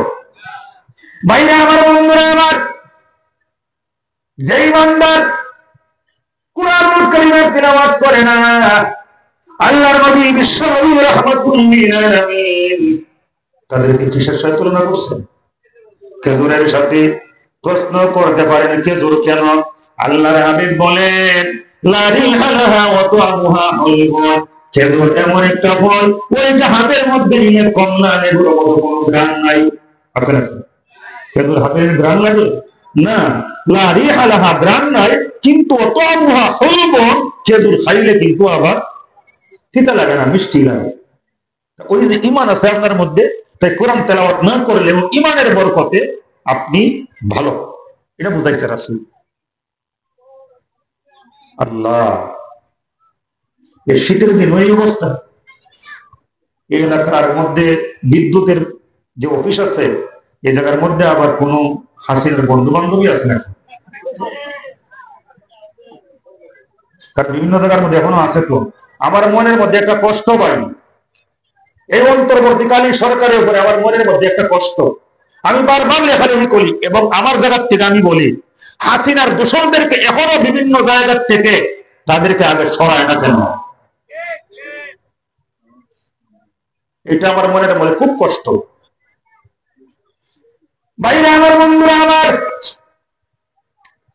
আল্লাহর নবী বিশ্ব নবী রাহমাতুল লিল আলামিন বলেন ওয়ামাসালুল মুনাফিকিল্লাযী ইয়াকরাউল কুরআন কামাসালির রাইহানা, যেই মুনাফিক কুরআন তেলাওয়াত করে, খেয়াল করেন লাইনে আইতাছে, তার মানে বোঝা গেল মুনাফিকও কোরআন তেলাওয়াত করে, করেই তো, করে না? আল্লাহর নবী বিশ্ব নবী রাহমাতুল লিল আলামিন বলেন দুনিয়ার মানুষেরা ওয়ামাসালুল মুনাফিকিল্লাযী ইয়াকরাউল কুরআন, যেই মুনাফিক কুরআন কারীমের তেলাওয়াত করে, কামাসালির রাইহানা, তার দৃষ্টান্ত হচ্ছে তুলসী পাতা। কি পাতা? তুলসী পাতা। রিহুহা তাইয়িবুন, তার মধ্যে ঘ্রাণ আছে, ওয়া তুআমুহা মুররুন, কিন্তু তুলসী পাতা খাইলে কি লাগে? আর আপনারা কোন না কেন? মুররুন কি লাগে? তিতা লাগে, তিতা, মিষ্টি লাগে না। আগে শূন্য আলো পরে বিশ্লেষণ। ভাইরা আমার, বন্ধুরা আমার, আমি নুরুজ্জামান নুমানি বলি না, আমার বিশ্ব নবী রাহমাতুল লিল আলামিন বলেন ওয়ামাসালুল মুনাফিকিল্লাযীনা ইয়াকরাউল কুরআন কামাসালিল হামদালা, আর যে মুনাফিক কুরআন তেলাওয়াত করে না, আল্লাহর হাবিব বলেন তার দৃষ্টান্ত হচ্ছে মাকাল ফলের মতো, লাইসা লাহা রিহুন, এর মধ্যে কোনো ঘ্রাণও নাই, ওয়া তুআমুহা মুররুন, এবং এর মধ্যে কোনো স্বাদও নাই, ঘ্রাণও নাই, স্বাদও নাই, তিতা। যে মুনাফিক কোরআন তেলাওয়াত করে না। তাহলে বোঝা গেল মুনাফিকদের, ঈমানদারের মধ্যে দুইটা শ্রেণী। কয়টা? এক শ্রেণী হচ্ছে যে কোরআনের সাথে সম্পর্ক রাখে, কমলা লেবু। আর এক শ্রেণী যে কোরআনের সাথে সম্পর্ক রাখে না, তবে একবারে লোকে খারাপ না, তার দৃষ্টান্ত হচ্ছে খেজুর। আর মুনাফিক যে কোরআন তেলাওয়াত করে, রাসূল বলেন তার দৃষ্টান্ত হচ্ছে তুলসী পাতা। হাসিনা করে তো আমি কোরআন তেলাওয়াত করি, কথা বলেন, বলতেই না, তাহাজ্জুদের নামাজ পড়ি। ভাইরা আমার, বন্ধুরা আমার, আচ্ছা হাসিনার কোরআন তেলাওয়াতের দৃষ্টান্ত তো পাইয়া গেলাম, হে যে কত তাহাজ্জুদের নামাজ পড়ে, এটাও তো একটা বাবার বিষয়, ঠিক না বেটি? যারা তাহাজ্জুদ পড়ে তারা তো আল্লাহর ওলি হয়, ঠিক না বেটি? ভাইরা আমার, বন্ধুরা আমার, দিনের কান লাগাইয়া শুনে আমার আল্লাহ রাব্বুল আলামিন বলেন ইন্না নাশিয়াতাল লাইলি হিয়া আশাদ্দু ওয়াতআন ওয়া আকওয়ামু কিয়া। রাতের বেলা আমরা যখন ঘুমাই, বিশেষ করে শীতের রাত, ফজরের 1 ঘন্টা আগে শেষ রাতে ঘুমের থেকে উঠা কি এত সোজা? কষ্ট লাগে না? যারা আরামের নিদ্রাকে হারাম করতে পারে, একটা ফলায় আর ঘুমাইতাম না, আল্লাহ যে আমার বাড়ির কাছে, আর আমি বুঝি এখন ঘুমায়া থাকবো? লাভ মাইরা উঠে ওযু কইরা আল্লাহু আকবার বলে যায় নামাজের বলে দাঁড়িয়ে যায়, আমার আল্লাহর সাথে সম্পর্ক কায়েম করে। বলে সুবহানাল্লাহ। আল্লাহ যে আপনার বাড়িতে আসে এটা কি আপনি জানেন? 24 ঘন্টার মধ্যে একটা সময় আছে যেই সময়ে আল্লাহ পাক আপনার ঘরের ছাদের উপরে আয়েশা আল্লাহ আপনার ডাকাডাকি করেন। সুবহানাল্লাহ বলেন না? ভাইরা আমার, বন্ধুরা আমার, আমি নুরুজ্জামান নোমানি বলি না, বুখারী শরীফের হাদিস। আমার বিশ্বনবী রাহমাতুল লিল আলামিন বলেন, দুনিয়ার মানুষেরা ইয়ানজিলু রাব্বুনা তাবারাকা ওয়া তাআলা কুল্লা লাইলাতিন মিনাস সামাa'id দুনিয়া হিনা ইয়াবকা সুলুসুল লাইলিল আখির ইয়াকুলু মান ইয়াদউনি ফাস্তাজাবা লাহু মান ইয়াসআলুনি ফাআতিহু মান ইয়াস্তাগফিরুনি ফাআগফির লাহু। সুবহানাল্লাহ। রাতের মধ্যে 3টা ভাগ। আওয়াজ করে বলেন না, রাতের মধ্যে কয়টা ভাগ? 3টা। আরো জোরে বলেন, কয়টা? 3টা। ভাইরা আমার, আল্লাহর হাবিব বলেন ইয়ানজিলু রাব্বুনা তাবারাকা ওয়া তাআলা, আমার আল্লাহ রাব্বুল আলামিন অবতীর্ণ হন কোন সময়? কুল্লা লাইলাতিন, সারাটা রাতের মধ্যে, ইলাস সামাa'id দুনিয়া, দুনিয়ার নিকটবর্তী আসমানে। দুনিয়ার নিকটবর্তী আসমান কোনটা? আপনার আমার বাড়ির ছাদের উপরে যে আসমানটা দেখা যায়, মানে প্রথম আসমান। তাই এটাতে আপনার আমার বাড়ির ছাদের উপরে না? কথা বুঝছেন? আরে ভাই, কথা বুঝতে হবে, মিলাইয়া দিতে হবে। আপনি যদি মিলাইতে না পারেন, এটা হচ্ছে আপনার জ্ঞানের দৈন্যতা। আপনি যদি কোরআন হাদিস থেকে সমস্যার সমাধান নিতে না পারেন, এটা কোরআন সুন্নাহর কোনো দোষ না, দোষ আমার। সমাধান আছে। রাসূল বলেন কুল্লা লাইলাতিন ইলাস সামাa'id দুনিয়া হিনা ইয়াবকা সুলুসুল লাইলিল আখির, রাতের 3 ভাগের 2 ভাগ যাওয়ার পরে একটা ভাগ যখন থাকে ফজরের আগে, শেষ রাত্রে, ওই সময় আল্লাহ পাক প্রথম আসমানের মধ্যে আসেন। সুবহানাল্লাহ। ডাক দিয়া বলেন ইয়াকুমুনু মাইয়াদুনি, কে আসরে আমারে ডাকবি, আমারে ডাকো, ফাস্তাজাবা লাহু, আমি তোমাদের আহ্বানে সাড়া দিব। মাইয়াসআলুনি, কে আসরে আমার কাছে কোনো কিছু চাইবে, আমার কাছে চাও, যেই ব্যক্তি আমার কাছে চাইবে আমি আল্লাহ রাব্বুল আলামিন তার দান করব। মাইয়াসতাগফিরুনি ফাগফির লাহু, কে আসরে গুনাহ করতে করতে জীবনটারে বরবাদ করে দিয়েছ, আমি আল্লাহ রাব্বুল আলামিনের কাছে ক্ষমা চাও। আমি আল্লাহ তোমাদেরকে জানাই দিলাম, যেই ব্যক্তি এই রহমতের সময় গভীর রাতে তাহাজ্জুদের নামাজ পড়িয়া আমি আল্লাহর কাছে ক্ষমা চাইবে, চাইতে দেরি হবে, আমি আল্লাহ রাব্বুল আলামিনের ক্ষমা পাইতে দেরি হবে না। জোরে বলেন সুবহানাল্লাহ। ভাইরা আমার, আমার নবী যে নিয়মিত তাহাজ্জুদের নামাজ পড়তেন না? আমার নবী কোনদিন ঘুমের থেকে উঠতে না পারলে আমার আল্লাহ নিজে আমার নবীকে উঠাইয়া দিতেন। কুম কুম ইয়া হাবিবি কাম তানাম আল আশিক ওয়াল মাশুক লা, উঠে উঠে বন্ধু আমার ঘুমায় না, এই সময়টা ঘুমাইবার সময় নয়, এই সময়টা আশিক এবং মাশুকের মধ্যে প্রেম করিবা। সুবহানাল্লাহ। প্রেমিকার জন্য চোখের পানি চাইরা কানতে কানতে রাত কাটান, লাভ নাই। আল্লাহর জন্য কান্নাকাটি করে রাত কাটায় দেন, যায় নামাজে বৈশা আল্লাহর ওলি হয়ে যাবে। আল্লাহর ওলি হইতে রাজি আছেন না নাই? আরে কোথায় রাজি আছেন না নাই? তাহাজ্জুদ না কইরা কেউ আল্লাহর ওলি হতে পারে না। ওই সময় দোয়া করবেন, দোয়া কবুল হবে। হাসিনায় তাহাজ্জুদ পড়তো, এটা হাসিনার কথা, আমি তো আর জানি না, আমি তো আর তার বাড়ির মধ্যে যাই দেখি নাই। আমিও শুনছি, আপনারাও শুনছেন, শুনছেন না? তখন বাবা হাই ভাই ফেরাও তো তাহাজ্জুদ করতো। কথা বলছেন? মানে মুসা আলাইহিস সালাম আল্লাহর কাছ থেকে সংবাদ পাইতেন যে আগামীকাল তুমি বিজয়ী হবে, কিন্তু বিজয়ী হয় না। প্রত্যেকদিন খালি আল্লাহ আগামীকাল বিজয়ী হবে, কিন্তু বিজয়ী হয় না। মুসা আলাইহিস সালাম ব্যাপারটা কি?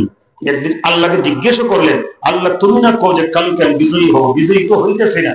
আল্লাহ বলেন এমন একটা আমল করে ফেরাউন যে আমলের কারণে বিজয়টা দেরি হইতেছে। সেই আমলটা কি? রাতের বেলা শেষ রাত্রে ফেরাউন গর্তের ভিতরে মাথা ঢুকায়া আল্লাহর কাছে আত্মসমর্পণ করে বলতো, আল্লাহ দিনের বেলা সবাই নিয়ে কই আল্লাহ বলতে কেউ নাই, আমি হচ্ছি বড় খোদা। আর রাইতে এই যে দেখো তোমার কাছে আমি আত্মসমর্পণ করলাম, আমি ঘোষণা করলাম তুমি ছাড়া আল্লাহ কেউ নাই, আল্লাহ তুমি আমার বেইজ্জতি করো। তাই আল্লাহ তারা দিনের বেলা বেইজ্জতি করতো না। তখন বুঝতে পারাইলাম হাসিনা তো এইরকম তাহার যদি করছে। নোট করে রাখেন, কাজে লাগবে। আমার একটা অভ্যাস, মাহফিল আমি ফালতু কথা বলি না। সম্মানিত ভাইরা, এখন কোরআন তেলাওয়াত, রাসূল নিজেই তো বলছে মুনাফিকরা কোরআন তেলাওয়াত করে। আমি ভাবতাম যেই মহিলা কোরআন তেলাওয়াত করে, যেই মহিলা তাহাজ্জুদ পড়ে, এই মহিলা কেমনে কওমের উলামায়ে কেরামদেরকে বিনা অপরাধে, তাদের কোনো অপরাধ ছিল না, অপরাধী বানায়া বছরের পর বছর হেফাজতের মামলা দিয়া কারাগারের মধ্যে ঢুকাইয়া রাখছে। এরা তাহাজ্জুদ পড়ে, আলেম আমাদের কেমনে বছরের পর বছর কারাগারে ঢুকাইয়া রাখছে? যে মহিলা কোরআন তেলাওয়াত করে, তাহাজ্জুদ পড়ে, যারা ইসলামের পক্ষে লেখালেখি করছে, তাদেরকে কেমনে কারাগারের মধ্যে বন্দী করে রাখছে, অনেকের ফাঁসির রায় দিয়ে দিচ্ছে। যে মহিলা কোরআন তেলাওয়াত করে, তাহাজ্জুদ পড়ে, কেমনে ইসলামী আন্দোলনের নেতা কর্মীদেরকে ফাঁসিতে ঝুলাইছে। আমার মনের মধ্যে প্রশ্ন, আমাদের শহীদ মীর কাসেম আলী রাহিমাহুল্লাহ, আমাদের শহীদ মতিউর রহমান ইজামি রাহিমাহুল্লাহ, শহীদ কামারুজ্জামান রাহিমাহুল্লাহ, শহীদ আলী আহসান মুজাহিদ রাহিমাহুল্লাহ, শহীদ আব্দুল কাদের মোল্লা রাহিমাহুল্লাহ, আরো অনেকেই শহীদ করেছে। আল্লামা সাঈদীকেও ডাইরেক্ট করে নাই, তিনি ইনডাইরেক্ট ডাক্তার রূপী ছাত্রলীগের গুন্ডা দিয়া বই ইনজেকশন ফুস করাইয়া আল্লামা সাঈদীকেও শহীদ করেছে। ঠিক না বেঠে? আমার মনে প্রশ্ন, মহিলারা তাহাজ্জুদ পড়ে, সে না কোরআন তেলাওয়াত করে, তাই এইগুলা কেমনে করলো? তখন বোঝা মারে এই হাদিস থেকে প্রমাণ হয়ে গেল এটা তো ইমানদারের তেলাওয়াত না, এটা তো মুনাফিকের কোরআন তেলাওয়াত। যেই মহিলা কোরআন তেলাওয়াত এবং তাহাজ্জুদের সাথে সম্পর্ক রাখার পরেও যেই মহিলা উলামায়ে কেরামদেরকে নির্যাতন থেকে নিজেকে দূরত্ব বজায় রেখে চলতে পারে না, যেই মহিলা কোরআন তেলাওয়াত এবং তাহাজ্জুদ বুঝার হওয়া সত্ত্বেও ইকামতের দ্বীনের নেতা কর্মীদেরকে ফাঁসির থেকে দূরে সরাই আনতে পারে না, নিঃসন্দেহে ওই মহিলার তেলাওয়াত তাহাজ্জুদ মুসলমানের তেলাওয়াত তাহাজ্জুদ নয়, এই হাসিনার তেলাওয়াত এবং তাহাজ্জুদ ছিল মুনাফিকের তেলাওয়াত এবং তাহাজ্জুদ।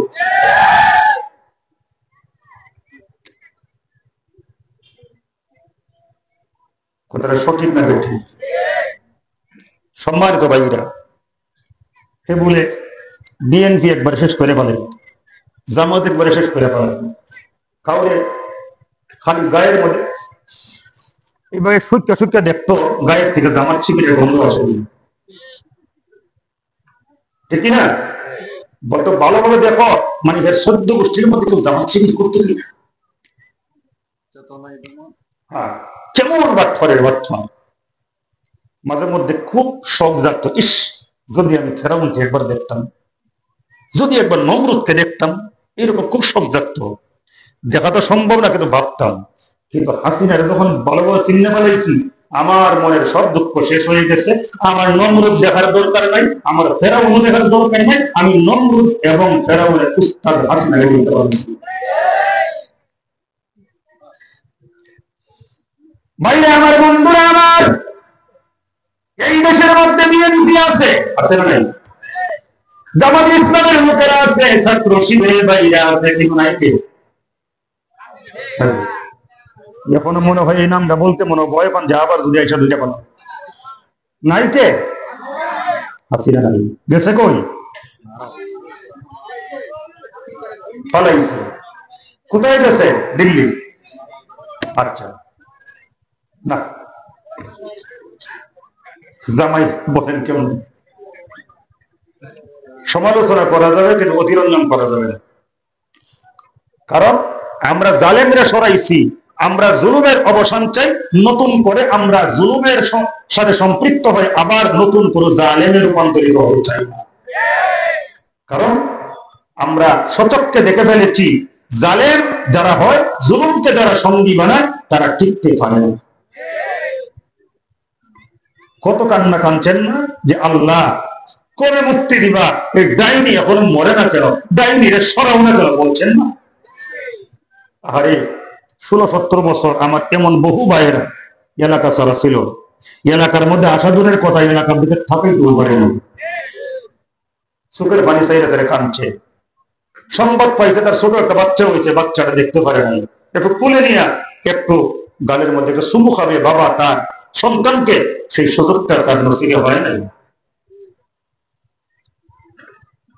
বাইরে আমার বন্ধুরা, আমাদের অনেক ইকামতে দ্বীনের কর্মী নেতা কর্মীদেরকে শহীদ করেছে। আমার বন্ধু হাসিনা তো চলে গেছে, হাসিনা তাদেরকে ফাঁসি দিয়েছে। আওয়াজ করে বলুন না, যাদেরকে ফাঁসি দেওয়া হয়েছে এই ফাঁসির মাধ্যমে তারা জিতছে না টকছে? টকছে কে? হাসিনা। বলবেন কেমনে? শোনেন, একটা দলিল দেই। মুসলিম শরীফের হাদিস। জোরে বলেন কোন কিতাবের হাদিস? জোরে বলেন কোন কিতাব? মুসলিম শরীফ। সিরাসিত্তার কিতাব কয়খানা? 6 খানা। জোরে বলেন কয়খানা? 6 খানা। এর মধ্যে বুখারী শরীফ, মুসলিম শরীফ, তিরমিজি শরীফ, নাসাই শরীফ, আবু দাউদ শরীফ, ইবনে মাজাহ শরীফ, এই 6 কিতাবের এক কিতাব নাম হচ্ছে মুসলিম শরীফ। মুসলিম শরীফ থেকে একটা প্রমাণ দেয়, যাদেরকে ফাঁসি দেওয়া হয়েছে ওনারা কিন্তু পরাজিত হয় নাই, ওনারা বিজয়ী হয়েছে। পরাজিত হয়েছে হাসিনা এবং দোসররা। বলবেন প্রমাণ কি? প্রমাণ হচ্ছে কোরআনুল কারীমের মধ্যে একখানা আয়াত আছে, আমার আল্লাহ বলেন, কষ্ট হইতেছে আপনাদের? কষ্ট করে দিব?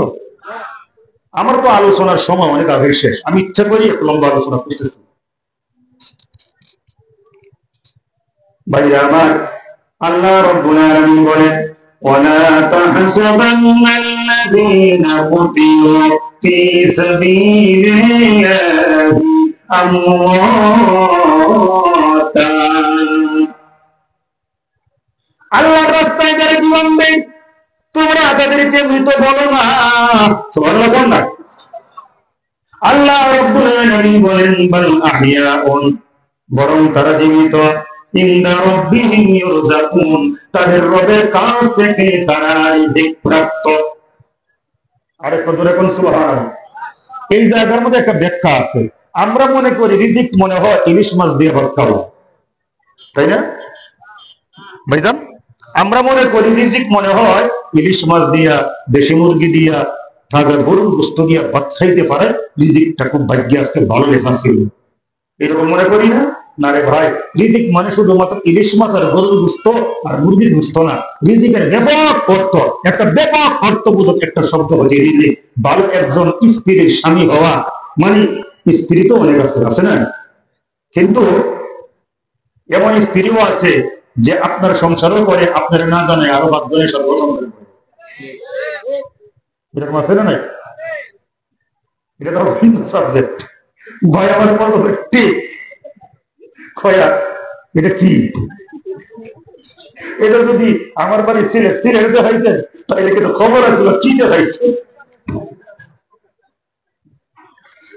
আসলে উনার অর্থ হচ্ছে এটা দিয়া, মানে উনি সমর্থন করছে, একটা কথার মতো কথা বলছে, বেটার দেন বেটার, এটা বুঝাইছে। আর সিলেটে কোনটা কি আমার দরকার নেই। ভাইয়া, এই যুবক ভাইরা কষ্ট হইতেছে আপনাদের? আপনারা আসেননি কিছু কর নাকি বিপদে বই আছেন? ভাইরা আমার, বন্ধুরা আমার, ভালো একজন স্ত্রী পাওয়া, একজন স্বামীর জন্য আল্লাহর পক্ষ থেকে রিজিক প্রাপ্ত হওয়া। বাবা মা আছে, সন্তান সন্ততি আছে, এমন সন্তান আছে গুনাহগার সন্তান, বাপ মার কথা শুনে না, বাপ মার এসে দিগায়, আছে না? এমন সন্তানকে আপনারা চান? তাই ভালো সন্তানের পিতা মাতা হোক, এইটাও একটা রিজিক। তারপরে অনেক সম্পদশালী হয়েছেন, এটাও রিজিক। আল্লাহকে চিনতে পারছেন, আল্লাহ রুবুবিয়তকে মেনে নিতে পারছেন, এটা হচ্ছে সর্বশ্রেষ্ঠ রিজিক। রিজিকের অনেক অর্থ। এখন আল্লাহ যে বলছেন আমার রাস্তায় যারা জীবন দেয় তাদেরকে মৃত বলো না, বাল আহইয়াউন, তারা জীবিত, ইনদা রাব্বিহিম ইরযাকুন, মানে তাদের রবের কাছ থেকে তারা রিজিক প্রাপ্ত। কেমন রিজিক প্রাপ্ত? মানে আল্লাহ রাব্বুল আলামিন মানুষ মরলে পরে বিচার হবে, বিচারের পরে জান্নাত বা জাহান্নামের ফয়সালা হবে। কিন্তু যারা আল্লাহর রাস্তায় জীবন দিয়ে শহীদ হয়ে যায়, আমার ভাইরা, বিচার তো অনেক পরের ব্যাপার, শহীদ হওয়ার পরের থেকে তাদেরকে জান্নাতি সুখ আল্লাহ পাক দান করেছে। আর একটু জোরে বলেন আল্লাহু আকবার। আমরা মনে হয় মরতাম না কেউ, আমরা মনে হয় মরবো না। তো মরবো যেহেতু দোয়া করেন আল্লাহ তুমি আমাদেরকে শাহাদাতের মরণ দান করো। সবাই বলেন আল্লাহুম্মা আমিন। আল্লামা সাইয়্যিদ রাহিমাহুল্লাহ ওনার তাফসীরে কেসেটে শোনেন, প্রায় ওমর রাদিয়াল্লাহু তাআলা আনহু সেই হাদিসখানা উনি দোয়া করতেন, আবেগে কাঁদতেন এবং উনি ওইটা চাইতেন, আল্লাহুম্মা রযুকনা শাহাদাতান ফি সাবিলিক ওয়াজআল মাউতি ফি বালাদি রাসূলিক ওয়া রাব্বুল আলামিন, তুমি আমাকে শাহাদাতের মরণ দাও এবং বিশ্বনবী রহমাতুল লিল আলামিনের দেশে তুমি আমারে মরণ দাও। আশিক রাসূল খালি জিলাপি খাইয়াই নবীর আশিক, এটা প্রমাণ না। যদি সত্যিকার অর্থে নবীর আশিক হয়ে থাকেন, কিছু মাল খরচ কইরা নবীর রোজায় দেয় নবীর সালাম দিয়ে আসেন। ভাইয়া আমার, বন্ধুরা আমার, এই আয়াত যখন নাযিল হয়ে গেল, প্রখ্যাত তাবিঈন হযরত মাসউদ বলেন, দুনিয়ার মানুষেরা এই আয়াতের ব্যাখ্যা জানবার জন্য ক্বালা সাআলনা আব্দুল্লাহ ইবনে মাসউদ আন হাযিহিল আয়া। হযরত আব্দুল্লাহ ইবনে মাসউদ রাদিয়াল্লাহু তাআলা আনহু কাছে জানা দিয়ে বললেন, ও বিশ্বনবী সাল্লাল্লাহু, এই যে আল্লাহ রাব্বুল আলামিন আয়াত নাযিল করে দিয়েছেন সূরা আলে ইমরানের মধ্যে, আল্লাহর রাস্তায় যারা জীবন দেয়, যারা শহীদ হয়, তাদেরকে তোমরা মৃত বলো না, বরং তারা জীবিত, তারা তাদের রবের কাছ থেকে রিজিক প্রাপ্ত। জানতে চাই ও রহমাতুল লিল আলামিনের সাহাবী, মেহেরবানি করে দয়া করে এই আয়াতের ব্যাখ্যা আপনি আমাদেরকে জানিয়ে দিন। ভাইরা আমার, বন্ধুরা আমার, হযরত আব্দুল্লাহ ইবনে মাসউদ রাদিয়াল্লাহু তাআলা বলেন, মাসউদ শোনো, আমি তোমাকে কেমনে ব্যাখ্যা বলবো এই আয়াতের ব্যাখ্যা জানবার জন্য মুহাম্মদুর রাসূলুল্লাহ সাল্লাল্লাহু আলাইহি ওয়াসাল্লামের কাছে আমরা গিয়েছিলাম। আল্লাহু আকবার। কার কাছে গেছে? নবীর কাছে। এখন নবী যে ব্যাখ্যা দিবেন, নবীর ব্যাখ্যা সত্য না মিথ্যা? কেউ যদি বলে নবীর ব্যাখ্যা সত্য না, তাহলে বোঝা গেল তার ঈমানও সত্য না। ঠিক না বেটি? মানুষ সে বেঈমান, এক কথায় সে কি বেঈমান। বাইরে আমার, আমি বলি না, হযরত আব্দুল্লাহ ইবনে মাসউদ রাদিয়াল্লাহু তাআলা আনহু বলেন, এই আয়াতের ব্যাখ্যায় বিশ্বনবী বলেছিলেন, ওয়ানা ইন্না ক্বাদ সাআলনা আন যালিকা ফাকালা আরওয়াহু ফি আদওয়াহি তায়রিল কুদরি লাহা কানাতির মুআল্লাকাতুন বিল আরশ তাসরাহু মিনাল জান্নাতি হাইসু সাআত সুম্মা তাউনি ইলা তিলকাল কানাতির ফাত্তালা ইলাইহিম রাব্বুহুম ইত্তালাআতান ফাকালা হাল তাশতাহুনা শাইআ। আল্লাহু আকবার। মজার আলোচনা শোনেন, মনোযোগ দিয়ে শোনেন। আল্লাহর হাবিব এই আয়াতের ব্যাখ্যায় বলেন, দুনিয়ার মানুষেরা যারা আল্লাহর জমিনে আল্লাহর দ্বীন কায়েমের জন্য জিহাদ করে, স্বৈরাচারের বিরুদ্ধে, বেঈমান কাফের নাস্তিক মুনাফিক মুরতাদদের বিরুদ্ধে, হাসিনার বিরুদ্ধে, হাসিনার দোসরদের বিরুদ্ধে যারা জিহাদ করে, জিহাদ কিন্তু শেষ নাই। হাসিনা চলে গেছে, এখনো কিন্তু বিভিন্ন রূপে হাসিনার দোসররা মাঝে মধ্যে আসে, আসে না? আসে না? তাই জিহাদ কিন্তু বন্ধ রাখা যাবে না, প্রস্তুত থাকতে হবে যে এই কাল নাগি মুখে কি আমি কি ভুল কইছি? আরে ভাই কম কইছি, এর থেকে বেশি কি আছে আমার শিকার, আমি সেই রকম। এরা তো চিনেন না, যারা এর ভালোবাসা পাইছে এরা জানে কি জিনিস। ওই যে আমি তো গান গীত গাইতে পারি না, ওই যে একটা কথা আছে না, সর্প হইয়া দংশন করে আবার পূজা হইয়া গায়, এটাই হাসিনা। ঠিকই তো কইতে হবে, ঠিক করার সুযোগ নেই তো। বাইরে আমার বন্ধুরা আমার, আল্লাহর হাবিব বলেন দুনিয়ার মানুষেরা এই আয়াতের একটা হলো আল্লাহর জমিনে আমার ভাই কই যায়, কই যান আপনারা? আমার কাছে থাকলে মজা লাগে। আচ্ছা আচ্ছা আচ্ছা, পাশে আসেন, আপনাকে স্বাগত। আর কতক্ষণ করবো আপনারা? না, এত লম্বা করবো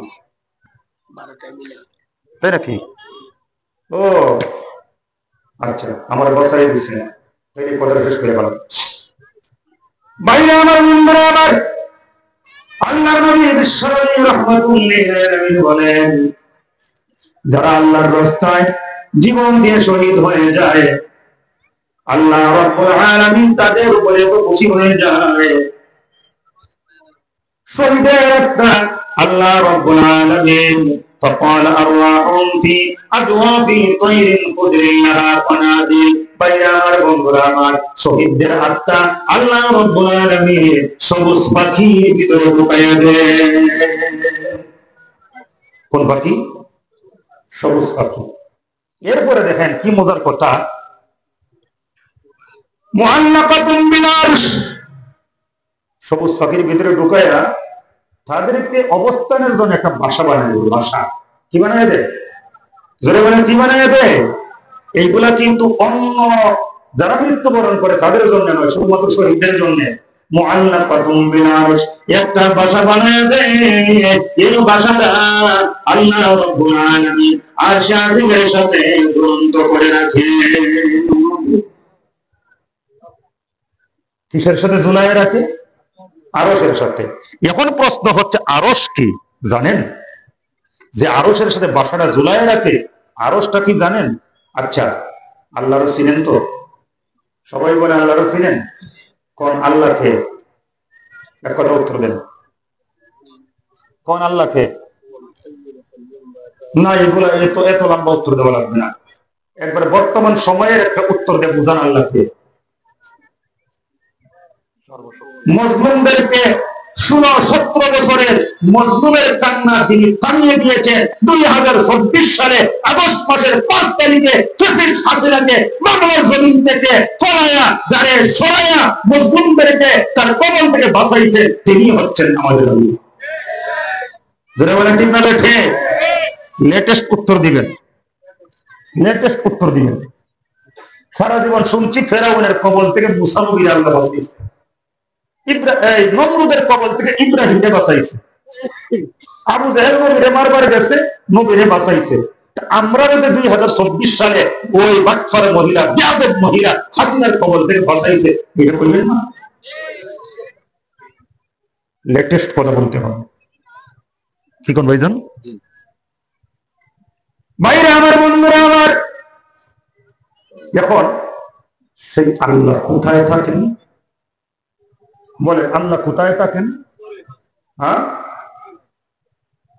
জি, আচ্ছা, আল্লাহ কোথায় থাকেন এই ব্যাপারে অনেকগুলা কথা আছে এবং অনেকগুলা মতামত আছে। আমি কোনো সমালোচনায় যাব না এবং কাউরে বিভ্রান্তির মধ্যে ফেলবো না, এমন একটা সমাধান আমি আলোচনা করব যেটা কারো কাছে ফেস লাগবে। কুরআনুল কারীমের মধ্যে আল্লাহ রাব্বুল আলামিন বলেন,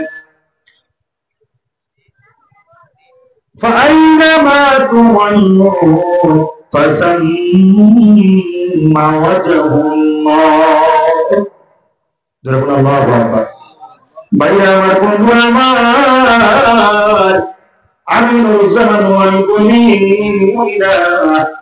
আমার আল্লাহ রাব্বুল আলামিন বলেন, ও আমার বান্দা বান্দীরা রে, তোমরা যদি তাকাও সেদিকে আমি আল্লাহ রাব্বুল আলামিন আছি। সুবহানাল্লাহ কইতেন না? ওয়া হুয়া মাআকুম আইনামা কুনতুম, তোমরা যেখানে আমি আল্লাহ রাব্বুল আলামিন সেখানে। আবার কুরআনুল কারীমের মধ্যে একটা সূরা আছে, যে সূরার নাম হচ্ছে সূরা তাহা। আছে না? তাহা নামে একটা সূরা আছে না? ভাইরা আমার, বন্ধুরা আমার, এই তাহা সূরার মধ্যে আমার আল্লাহ বলেন আর-রহমানু আলাল আরশি ইসতাওয়া। আল্লাহ রাব্বুল আলামিন আরশে আজিমের মধ্যে আছেন। যখন সুবহানাল্লাহ। আরেকটা দলিল দেই, নবী যখন হিজরত করে মক্কা থেকে মদিনায় গেলেন, আচ্ছা বলেন আরশ কি পানির নিচে না আসমানের উপরে? হ্যাঁ, আপনারা কথা বলেন না কেন? আর জানেন তো আপনারা, ভয় পান কেন? উত্তর দিয়া দেন, আরশ নিচে না উপরে? আচ্ছা, নবী যখন হিজরত করে মক্কা থেকে মদিনায় গেছিলেন, জানেন তো নবী মক্কা থেকে হিজরত করে মদিনায় যাওয়ার পরেও এমন ভাবে নামাজ পড়তেন, কেউ মনে করত নবী নামাজ পড়ে কোন দিকে? বাইতুল মুকাদ্দাসের দিকে। আবার কেউ কেউ মনে করছে অন্য। যাই হোক, তো ক্লিয়ার হয়ে গেছে, মানে মক্কায় যখন যতদিন ছিলেন এমন ভাবে নামাজ পড়ছেন, বোঝার উপায় ছিল না। কিন্তু মদিনাতে আইসা এখন আর অস্পষ্ট লাগার সুযোগ নাই, ডাইরেক্ট বাইতুল মুকাদ্দাসের দিকে নামাজ পড়ে। ইহুদিরা বলতেছে এইটা তো আমাদের শ্রেষ্ঠত্ব, মুহাম্মদ সাল্লাল্লাহু আলাইহি সাল্লাম আমাদের কিবলারে কিবলা মানে। এখন নবী ইসমাঈল আলাইহিস সালামের বংশে জন্মগ্রহণ করেছেন। ইসমাঈল আলাইহিস সালামকে ওয়াইদ ইয়ারফাউ ইব্রাহিমুল কওয়াইদা মিনাল বাইতি ওয়া ইসমাঈল, ইব্রাহিম এবং ইসমাঈল তো তারা যারা খানায়ে কাবার ভিত্তিপ্রস্তর নির্মাণ করেছিলেন। ভাইরা আমার, এখন আমার নবীও মনে চায় আমি যদি বাইতুল্লাহ দিকে নামাজ পড়তাম। এখন বাইতুল্লাহ দিকে কেন্দ্রে নামাজ পড়বে, এখনো কিবলা বহাল আছে বাইতুল মুকাদ্দাস। আমার ভাইরা, আল্লাহ আছে কোন জায়গায়? আর রহমান আলাল আরশি ইসতাওয়া। আরশ কোন জায়গায়? আসমানের উপরে। এখন দেখেন, আমার নবীর মনে চায় আমি যদি বাইতুল মুকাদ্দাসের পরিবর্তে বাইতুল্লাহ দিকে নামাজ পড়তাম। এখন দোয়া করবে কার কাছে? এই দোয়াটা কার কাছে করবে? কিবলা বাইতুল মুকাদ্দাস থাকবে নাকি বাইতুল্লাহ হবে?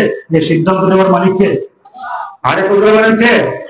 নবী আল্লাহর কাছে চায়। কিভাবে চায়? কোরআন বলতেছে, আমার বানাই না কথা। আল্লাহ বলেন ক্বাদানা তাকাল্লুবা ওয়াজহিকা ফিস সামাই ফালানুওয়াল্লিয়ান্নাকা কিবলাতান তারদাহা। ভাইয়া আমার, বন্ধুরা আমার, আমার নবীজি বারবার আকাশের দিকে তাকায়। সুবহানাল্লাহ বলেন না? কোন দিকে তাকায়? আকাশের দিকে কেন তাকায়? ও আমার কক্সবাজারের বাইরা, উখিয়ার বাইরা, আপনাদের মনের মধ্যে কি প্রশ্ন জাগে না? আল্লাহ তো আরশে আজিমের উপরে আছে। বাইরা আমার, বন্ধুরা আমার, আমার আল্লাহ রাব্বুল আলামিন বলেন ওয়াজানারা তাকাল্লুবা ওয়াজহিকা ফিস সামা।